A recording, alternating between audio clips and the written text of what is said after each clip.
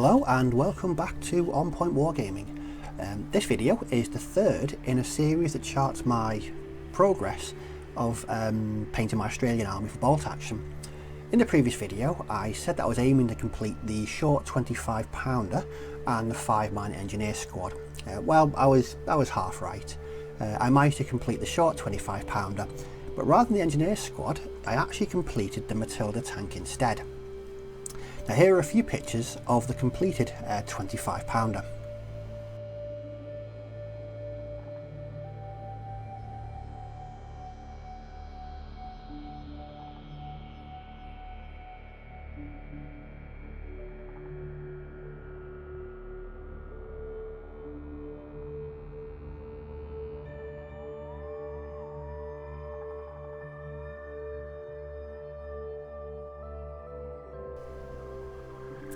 As you can see, I've opted to base the gun and crew all on one base with my trusted jungle basing technique of mixed herbs, tufts and clump foliage.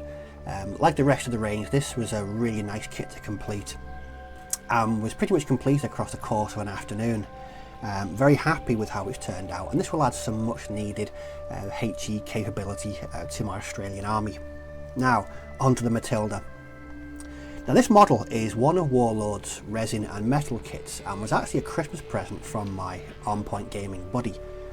Not long after this, the plastic Matilda kit was released and I received an interesting rather profanity laden text message at this news.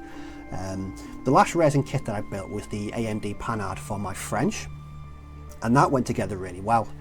Now this resin kit can be built as 3 different variants, and I opted to build this as the close support option. To say the instructions were a little vague would be, well, a highly accurate statement, but I set to and it went together quite easily. The resin pieces were actually great sculpts, but I did have to spend quite a bit of time filling and sanding the tracks to get them even on both sides. That aside, however, I didn't encounter too many issues. But when painting the Matilda, I wanted to try something a bit different with the weathering and effect, so I thought I'd outline how I went about doing this. Now the tank was primed using middle brown and then secured to an MDF base. For the base coat I applied 3 even coats of Vallejo Russian uniform. Now at this stage I would normally add an ink wash of Agrax Earthshade across the entire vehicle, but with this I decided to apply a Thonian camo shade instead. This dulled the green down and gave it a more grimy and washed out look. When this was dry, I then used Agrax Earthshade quite sparingly on the tank for splashes, dirt and stains. After this I then used a Vallejo Natural Umber Pigment and Vallejo Thick Mud to add further weathering. The pigment was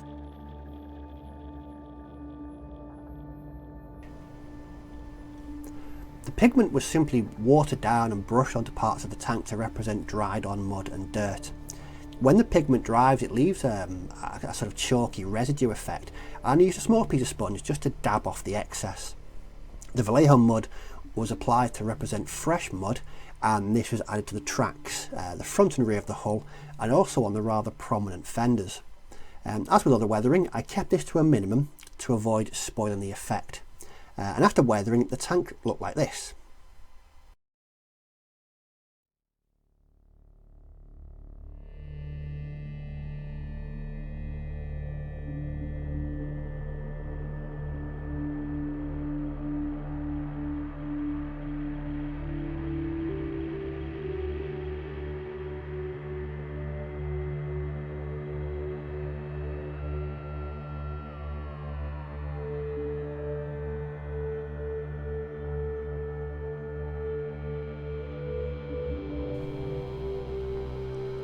Up next was just to simply add a few details such as painting the stowage, the lights, adding unit markings and decals, and completing the jungle base.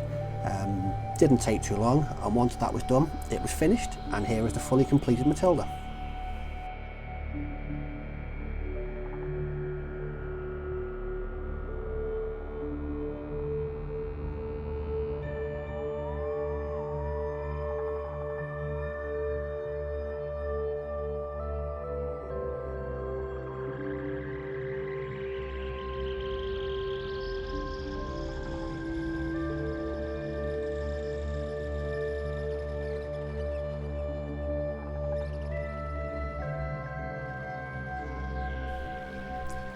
with these 2 pieces completed, I'm getting closer to finishing my Australians.